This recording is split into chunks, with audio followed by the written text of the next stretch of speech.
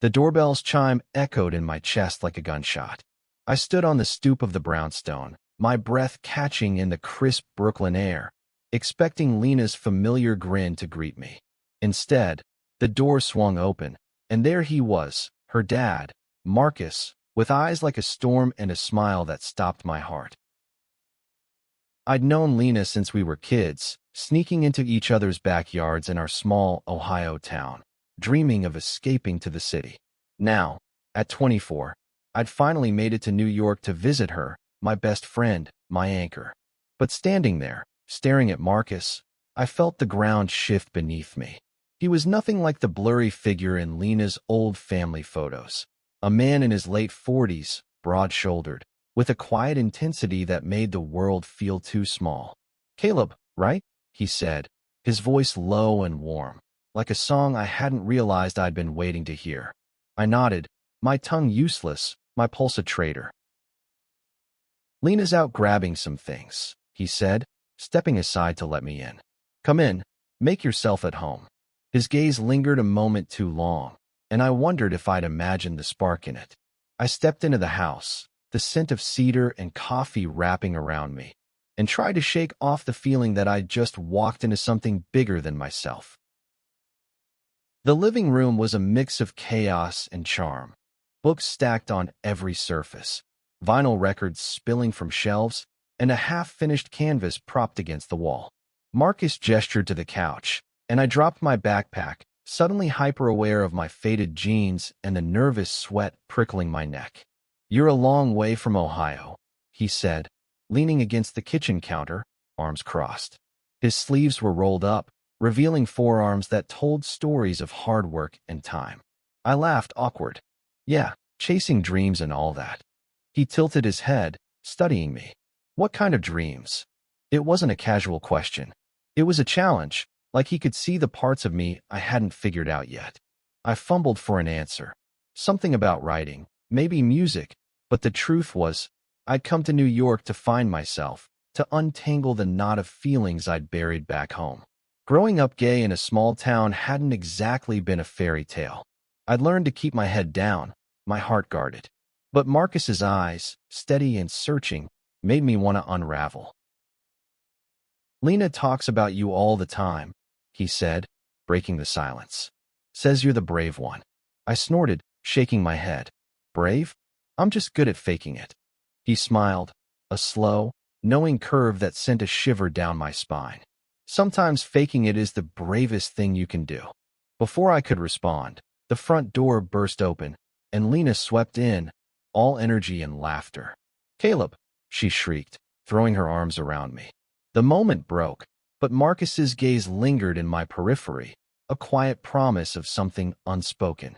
We spent the evening catching up, Lena's stories filling the air, but my eyes kept drifting to Marcus. He moved through the room like he belonged to it, refilling our glasses, tossing in dry comments that made Lena roll her eyes and me laugh harder than I should have. Every glance we shared felt like a secret, a thread pulling tighter. That night, lying on the pull-out couch in Lena's living room, I couldn't sleep. The city hummed outside, but all I could hear was Marcus's voice, low and steady, echoing in my head. I'd come to see my best friend, to reconnect with the one person who knew me better than anyone. So why did it feel like her dad was the one rewriting my story? The next morning, Lena dragged me to a coffee shop in Williamsburg, a place with exposed brick and baristas who looked like they'd stepped out of a magazine. She was buzzing about her new job at a gallery, her words a whirlwind of art jargon and ambition. I tried to keep up, but my mind was still back at the brownstone, replaying the way Marcus's hand had brushed mine when he passed me a beer the night before. It was nothing, I told myself, just a fleeting touch, but my skin remembered it differently. "Caleb, you okay?" Lena asked, snapping me back. Her brown eyes narrowed, playful but sharp. "You're, like, a million miles away." I forced a grin. "Just jet-lagged from the bus ride." She didn't buy it, but she let it slide, launching into a story about a disastrous first date. I laughed in the right places, but my thoughts kept drifting to Marcus, to the way he'd looked at me, like he saw something worth knowing. Back at the house, Marcus was in the backyard, tinkering with an old motorcycle. The sleeves of his flannel were rolled up again, and I caught myself staring at the way his hands moved, sure and steady. "You ride?" he asked, catching my gaze. I shook my head, embarrassed. Never had the chance. He wiped his hands on a rag and gestured me over. "Come on, I'll show you." I hesitated, but something in his voice, calm, inviting, pulled me forward. He talked me through the bike's parts, his words a mix of technical and poetic, like he was describing a living thing. Our shoulders brushed as he pointed out the throttle, and I forgot how to breathe. "You ever feel like you're running from something?" he asked suddenly, his eyes on the bike, but his words aimed at me. I swallowed hard. "All the time."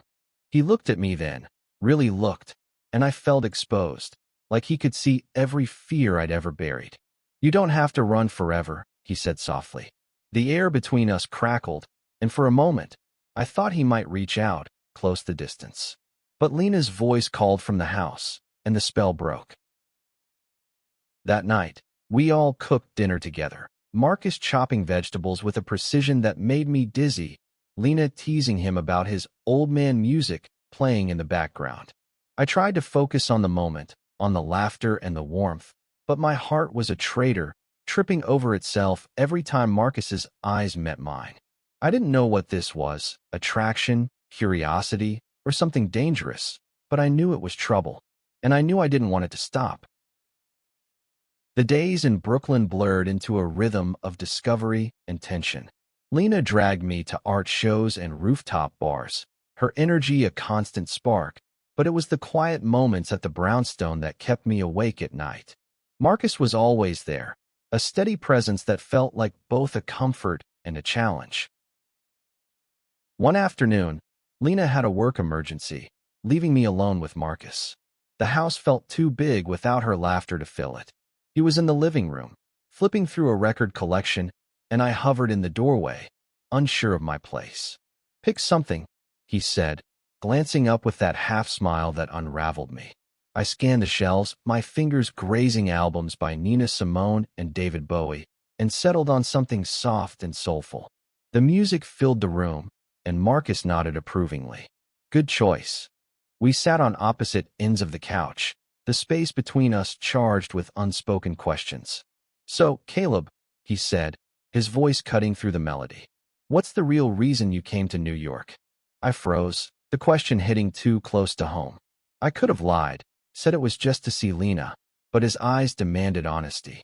"I needed to figure out who I am," I admitted. "Back home, I was stuck. Hiding." He leaned forward, elbows on his knees, and I noticed the faint scar above his eyebrow. A story I wanted to know. "Hiding's exhausting," he said. "I spent years doing it." My heart stuttered. Was he saying what I thought he was? Before I could ask, he stood and crossed to the record player, adjusting the volume. "You ever tell Lena?" he asked, not looking at me. I shook my head. "She knows I'm gay, but not the rest. Not how hard it's been." The words felt like a confession, raw and heavy. Marcus turned, his expression soft but serious. "You don't have to carry that alone." The simplicity of it broke something in me, and I looked away, afraid he'd see too much. That evening, Lena came home buzzing with stories, oblivious to the undercurrent between her dad and me. We ate takeout on the floor, laughing over her latest work drama, but Marcus's words lingered. "You don't have to carry that alone." I wanted to believe him, but trust was a fragile thing, and I'd spent too long guarding mine. The next day, Marcus invited me to a community garden he volunteered at, a patchwork of green tucked behind a church. I followed him through rows of tomatoes and sunflowers, watching the way he moved with purpose, his hands gentle as he pruned a plant. "This place saved me," he said, crouching to pull a weed. "After my divorce, I needed something to ground me." I wanted to ask more about the divorce, about his life, but the words stuck. Instead, I knelt beside him, my hands in the dirt, and we worked in silence, the city's noise a distant hum. Our fingers brushed as we reached for the same tool, and I pulled back, my face hot. Marcus didn't flinch, just handed me the trowel with a small smile. "You're not used to this, are you?" he said. I laughed, nervous. "What?" Gardening. He shook his head. Being seen. My breath caught, and I couldn't look away. He was right, and it terrified me. That night, Lena suggested a movie marathon, but Marcus excused himself, saying he had work to do. I felt a pang of disappointment, sharper than it should have been. As Lena and I sprawled on the couch, half watching a rom-com, my mind wandered to Marcus in his study, the light spilling under the door. What was he working on? What was he hiding? The questions gnawed at me, but I pushed them down, focusing on Lena's laughter. The next morning, I found Marcus in the kitchen, making coffee. The house was quiet, Lena still asleep. "You're up early," he said, pouring me a cup without asking. I took it, our fingers brushing again, and this time, neither of us pulled away. "Couldn't sleep," I said, my voice barely above a whisper. He nodded, like he understood, and we stood there, the air thick with possibility. "Tell me something real," he said suddenly, his eyes locked on mine. I swallowed, my heart racing. "I'm scared," I admitted. "Of what I feel. Of what it means." His expression softened, and for a moment, I thought he might say something to bridge the gap between us. But then Lena's footsteps echoed down the hall, and the moment shattered. The tension between Marcus and me grew like a storm cloud, heavy and inevitable. Every glance, every accidental touch, felt like a spark waiting to ignite. Lena, bless her, was too caught up in her own world to notice, but I felt like I was walking a tightrope. One evening, Marcus suggested we all go to a jazz club in the village, a place he said had the best live music in the city.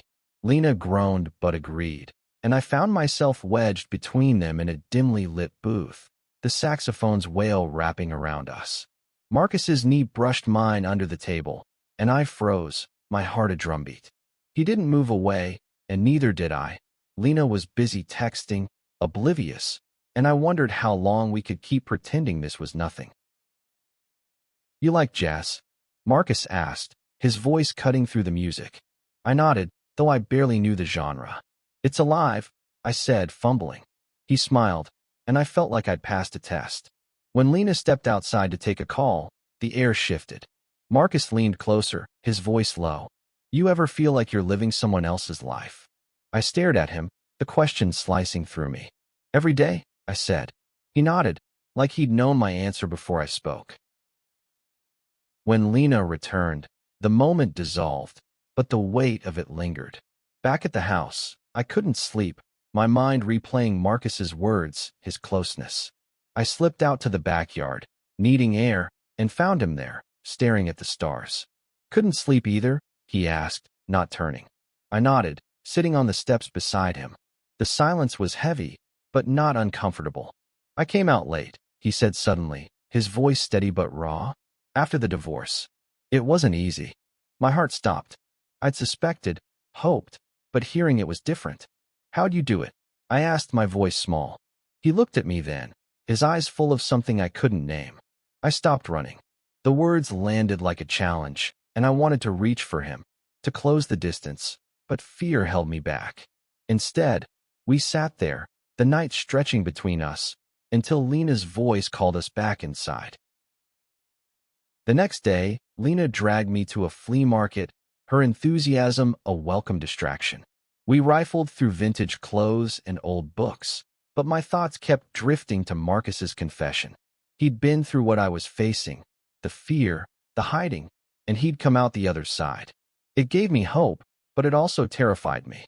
What if I wasn't strong enough? That evening, Marcus cooked dinner, a spread of roasted vegetables and grilled salmon that smelled like heaven. Lena teased him about showing off, but I caught the pride in her smile. As we ate, Marcus asked about my writing, and I found myself opening up, talking about the stories I'd never shared with anyone. His attention was a spotlight, warm and unwavering, and I felt seen in a way I hadn't before. After dinner, Lena crashed early, leaving Marcus and me to clean up. We moved around the kitchen in a quiet dance, passing dishes, our hands brushing more than necessary. "You're good at this," he said, nodding toward the stack of plates. I laughed, nervous. "I'm good at following orders." His eyes darkened, just for a moment, and I felt the air shift. "Not always a bad thing," he said, his voice low. My pulse raced, and I turned away, focusing on the sink, afraid of what might happen if I didn't. The next morning, I woke to find a note from Lena. She'd been called into work again. Marcus was in the living room, reading, and the sight of him, casual in a worn t-shirt, made my chest ache. "Want to take a walk?" he asked, closing his book. I nodded, unable to say no. We wandered through Prospect Park, the leaves a riot of color, and talked about everything: music, books, the weight of expectations. He told me about his life before New York, about the years he spent denying who he was. "I thought I was protecting Lena," he said, his voice heavy. "But I was just hurting myself." I wanted to tell him I understood, that I was still hiding, but the words wouldn't come. Instead, I asked, "Was it worth it? Coming out?" He stopped, turning to face me. "It's the only thing that ever set me free." The park became our sanctuary, a place where the world's rules felt softer. Marcus and I fell into a rhythm: morning walks, quiet conversations, moments that felt stolen from someone else's life. But the weight of Lena, of reality, hung over us like a shadow. One afternoon, as we sat on a bench overlooking the lake, Marcus turned to me, his expression serious. "Caleb, what do you want?" The question caught me off guard, raw and direct. I wanted to say him, to admit the pull I felt, but fear clamped down. "I don't know." I lied, staring at the water. He didn't push, but his silence said he knew I wasn't being honest. That night, Lena sensed something was off. "You're acting weird," she said, tossing a pillow at me as we sprawled on her bed. "Spill." I laughed it off, blaming the city's chaos, but her eyes narrowed. "Is it a guy?" she teased, and my heart stopped. I shook my head, too quickly, and she let it go, but I knew she wasn't convinced. The next day, Marcus and I ended up at the garden again, the air thick with the scent of earth and possibility. We worked side by side, our hands brushing in the dirt, and I felt the tension building, a storm ready to break. "You're holding back," he said suddenly, his voice low. I froze, my trowel hovering over the soil. "What do you mean?" I asked, though I knew exactly what he meant. He set his tools down, turning to face me. "You're scared to want what you want." His words were a blade, cutting through my defenses. I wanted to argue, to deny it, but the truth was too heavy. "What if it ruins everything?" I whispered. He stepped closer, close enough that I could feel the warmth of him. "What if it doesn't?" My breath hitched, and for a moment, I thought he might kiss me. But a group of kids ran by, their laughter shattering the moment, and Marcus stepped back, his jaw tight. We finished our work in silence, but the air between us was electric, charged with what we hadn't said. That evening, Lena planned a night out, a dive bar with live music and cheap drinks. Marcus came along, and I felt his presence like a magnet, pulling me even as I tried to focus on Lena. She was in her element, dancing and laughing, but I caught Marcus watching me from across the room, his eyes unreadable. When Lena dragged me to the dance floor, I felt his gaze follow, and I wondered what he saw: a kid playing at courage or something more. Later, as we walked home, Lena linked arms with me, chattering about the band, but Marcus hung back, his hands in his pockets. I glanced over my shoulder, catching his eye, and the intensity in his gaze made my heart race. Back at the house, Lena crashed, leaving Marcus and me in the kitchen again.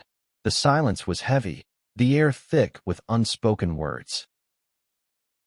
"I should go to bed," I said, my voice unsteady. He nodded, but as I turned to leave, he caught my wrist, his touch gentle but firm. "Caleb," he said, and the way he said my name felt like a confession. I turned, our eyes locking, and for a moment, I thought we'd crossed the line. But he let go, stepping back, and I fled to the living room, my heart pounding. The next day, I woke early, needing space. I wandered the city alone, trying to sort through the mess in my head. Marcus was Lena's dad, older, wiser, and far too complicated. But the way he looked at me, the way he saw me, made me feel alive in a way I hadn't before. I wanted him, and the truth of it scared me to death. When I got back to the house, Marcus was in the backyard, working on the motorcycle again.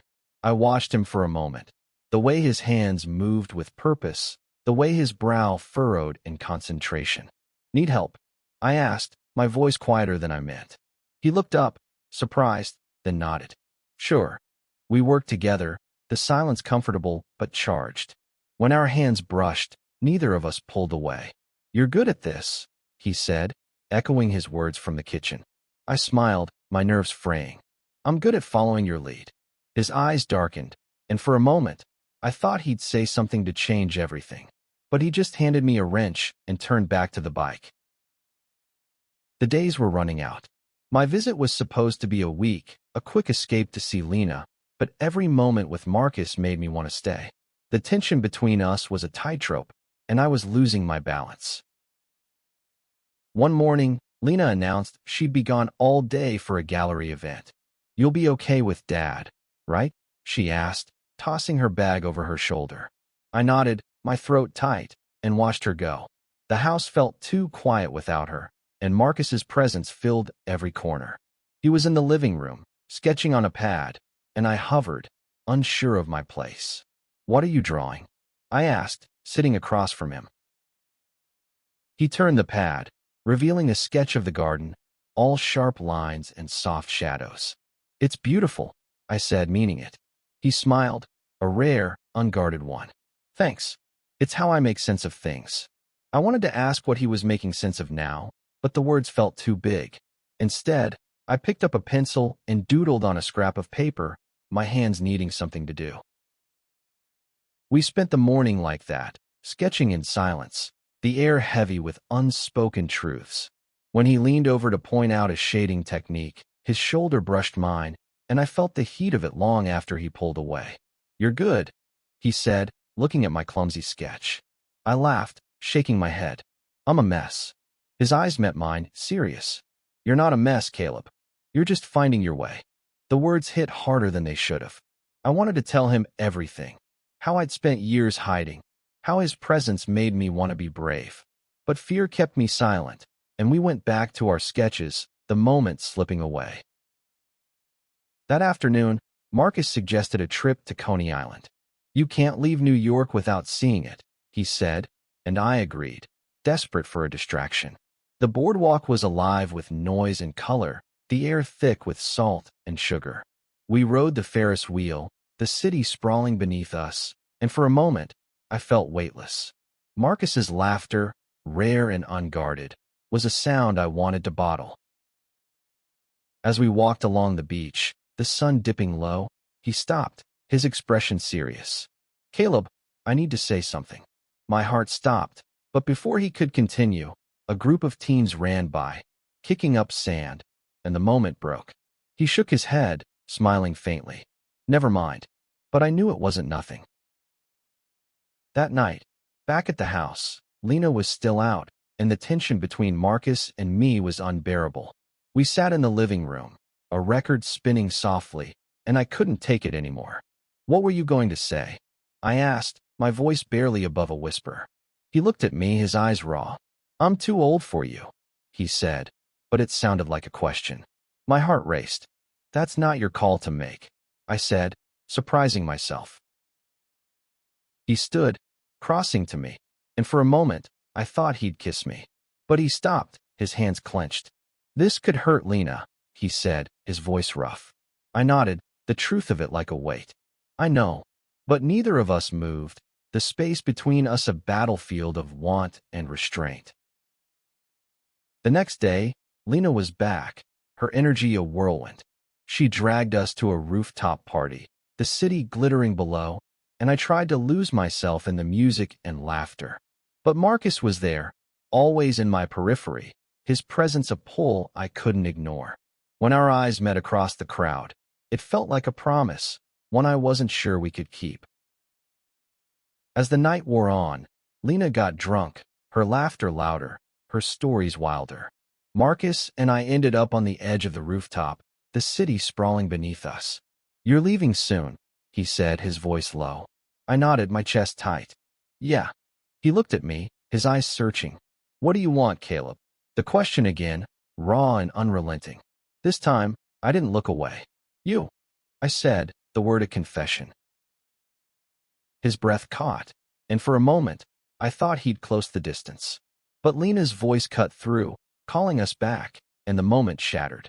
We rejoined the party, but the air between us was different, heavier, like we'd crossed a line we couldn't uncross. My last day in Brooklyn dawned too soon, the weight of leaving pressing against my chest. Lena had planned a full day, brunch, a museum, a farewell dinner, but all I could think about was Marcus. The confession on the rooftop had changed everything and nothing. We hadn't spoken about it, but the air between us was thick with what we hadn't said. At brunch, Lena was her usual self, chattering about her plans for the fall, but I caught Marcus watching me, his expression unreadable. When Lena stepped away to take a call, he leaned closer, his voice low. "You meant it, didn't you?" I nodded, my throat tight. "Yeah." He exhaled, running a hand through his hair. "This is dangerous, Caleb." I knew he was right, but the truth didn't make it hurt less. The museum was a blur of paintings and sculptures, Lena's voice a constant hum. Marcus stayed close, his presence a tether, and I caught myself memorizing the way he moved, the sound of his laugh. When Lena wandered off to read a plaque, he turned to me, his voice barely above a whisper. "I've spent years being careful," he said, "but you make me want to be reckless." My heart stopped, and I reached for his hand, a fleeting touch that felt like a lifeline. That evening, we cooked dinner together, a quiet ritual that felt like a goodbye. Lena was oblivious, teasing Marcus about his cooking, but I felt every glance he sent my way, every brush of his shoulder. After dinner, Lena suggested a walk, and we ended up in the park again, the stars bright above us. She linked arms with me, her warmth familiar, but my eyes kept drifting to Marcus, walking a few steps behind. When Lena ran ahead to chase a firefly, Marcus caught up to me, his voice low. "I don't know how to do this," he admitted. "But I don't want you to leave without knowing." He trailed off, his eyes searching mine. I wanted to say something, to bridge the gap, but Lena's laughter pulled us back, and the moment slipped away. Back at the house, Lena crashed early, leaving Marcus and me in the living room. The silence was heavy, the weight of my departure pressing down.